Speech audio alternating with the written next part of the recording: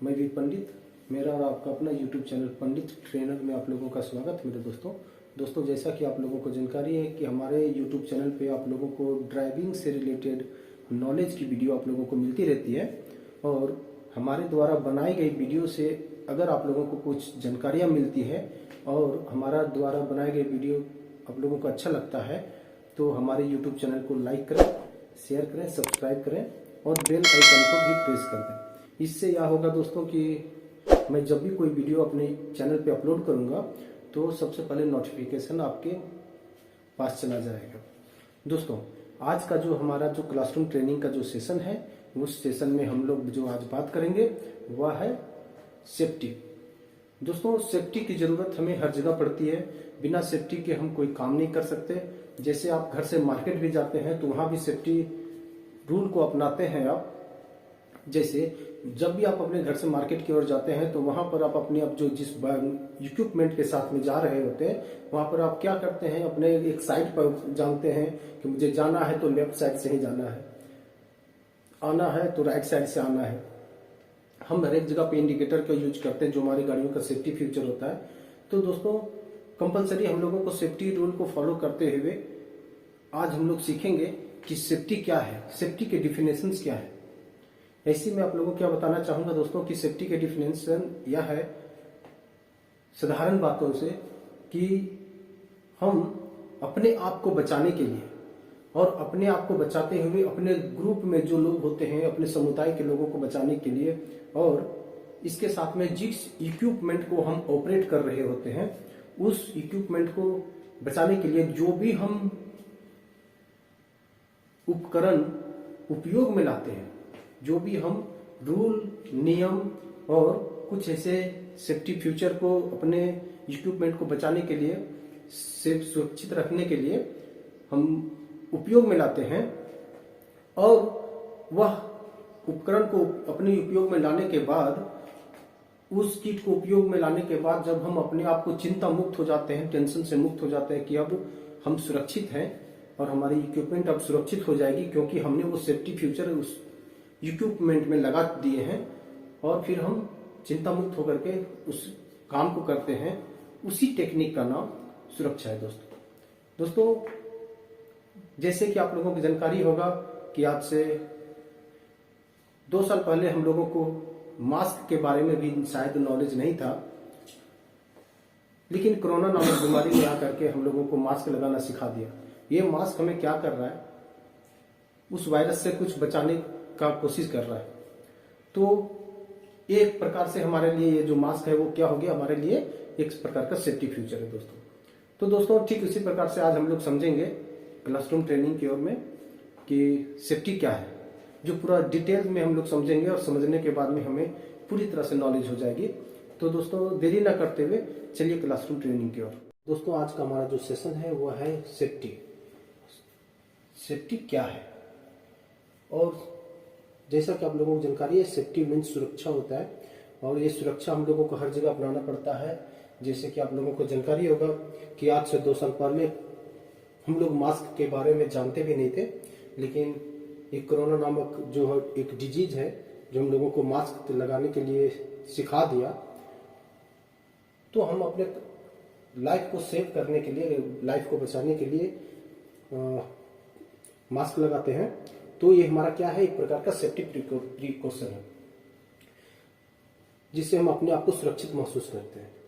तो वाकई सेफ्टी जब हम किसी से पूछते हैं तो उनका एक ही ये होना चाहिए, safety is a state in which hazard and condition leading to physical, physiological और material harm are controlled in order to preserve the health and well being of individual the committee.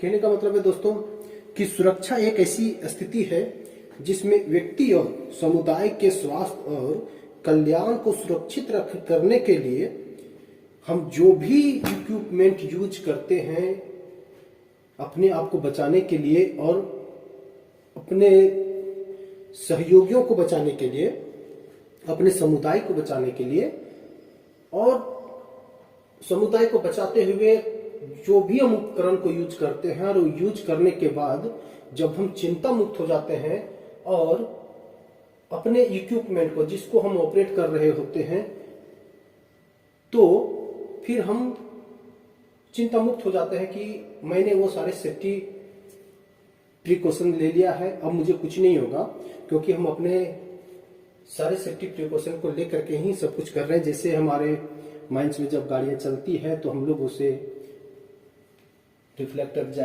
Jacket, helmet, शू दिया जाता है ताकि उसे चोट ना लगे। तो ये है हमारी सेफ्टी का डिफिनेशन कि सेफ्टी का मतलब सिर्फ यही है कि हम अपने आप को बचाने के लिए और अपने समुदाय, अपने सहयोगियों को बचाने के लिए जो भी हम सेफ्टी प्रिकॉशंस लेते हैं, जो भी हम किट पहनते हैं, उसको लेने के बाद और वो सेफ्टी के रूल को मानते हुए जब हम किसी को काम को करते हैं और अपने इक्विपमेंट को उससे सुरक्षित महसूस करते हैं, उस टेक्निक का नाम ही सेफ्टी है दोस्तों। जैसे सबसे फर्स्ट में हम लोग देखेंगे meaning of safety. Meaning of safety का ये है यस फॉर सर्च दी हजार। जब भी आप कोई भी काम करते हैं तो वहां पे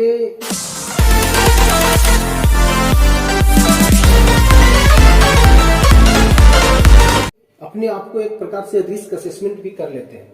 जैसे आप अपने कपड़े को जब भी पहन रहे होते हैं तो उस कपड़े को झाड़ करके पहनते हैं। वो क्या है, एक प्रकार से वो रिस्क जो है उसको असेसमेंट आप कर रहे हैं, और वो असेसमेंट करने से आपको पता चलता है कि हमने जिस कपड़े को पहनने के लिए जा रहा हूं उस कपड़े में कोई कीड़े मकोड़े भी हो सकते हैं। तो जब आप उस कपड़े को झाड़ देते हैं तो एक प्रकार से वो रिस्क असेसमेंट हो जाती है। तो ठीक उसी प्रकार से सर्च दी हजार, खतरों की खोज करें। जब हम अपने माइंड्स में रोड में जब कहीं गाड़ियां चला रहे होते हैं और अगर उस रोड में, उस हॉल रोड पे अगर कोई बोल्डर, कोई बड़ा सा पत्थर अगर रोड के किनारे गिर जाता है, या फिर रोड की कंडीशन अच्छी नहीं होती, या फिर उसमें कुछ ऐसे गड्ढे हो जाते हैं, तो एक प्रकार से वो गड्ढा क्या बन जाता है, वो जो पत्थर, जो स्टोन, जो बोल्डर जो गिर गया रोड में, वो क्या बन जाएगा, एक प्रकार से हजार्ड बन जाएगा। अगर कोई ऑपरेटर उसको ड्राइव करते समय उस हजार्ड को अगर देख लिया तो वो अपने इक्विपमेंट को सेव कर लेगा, बचा लेगा। लेकिन कोई ऑपरेटर अगर उस हजार्ड को नहीं देखा तो उसकी गाड़ी क्या होगी, उस पत्थर पर चढ़ जाएगी, और पत्थर पर अगर वो चढ़ गई तो कई प्रकार की नुकसान हो सकता है।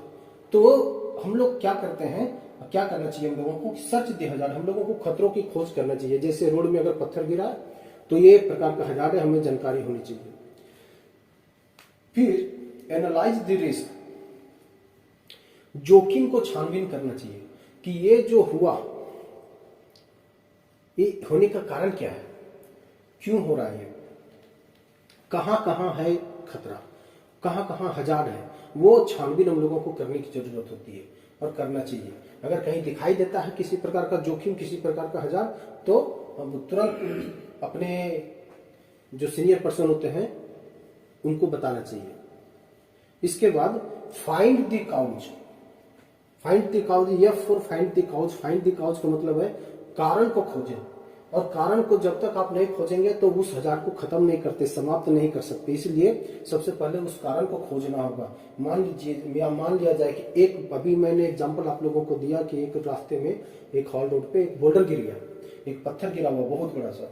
तो आखिर वो पत्थर आने का रीजन क्या था, हाई वाल से हैंगिंग बोल्डर आया, या फिर किसी गाड़ी में वो लोड हुआ था, वो पत्थर गिर गया।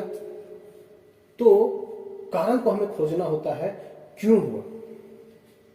और जब हम कारण को खोज लेंगे तो हमें सब कुछ पता चल जाएगा कि अब इसको एलिमिनेट कैसे करना है। जैसे हमारे जीवन काल में जब कभी भी हमें तबीयत खराब होती है, बुखार लगता है, तो हम सबसे पहले क्या करते हैं, नॉर्मली एक कोई मेडिसिन लेते हैं, और मेडिसिन लेने के बाद हम सोचते हैं ठीक हो जाएंगे। अगर 1-2 दिन के अंदर ठीक नहीं हुए तो तुरंत हम डॉक्टर से चेकअप कराते हैं, और डॉक्टर क्या करता है कि तुरंत ब्लड जांच करवाता है। ब्लड जांच कराने से क्या होता है कि वो जो है क्या डिजीज है, क्यों हो रहा है, जो आ रहा है प्रॉब्लम, वो क्यों हो रहा है, वो उससे पता चल जाता है कि वो कारण क्या है।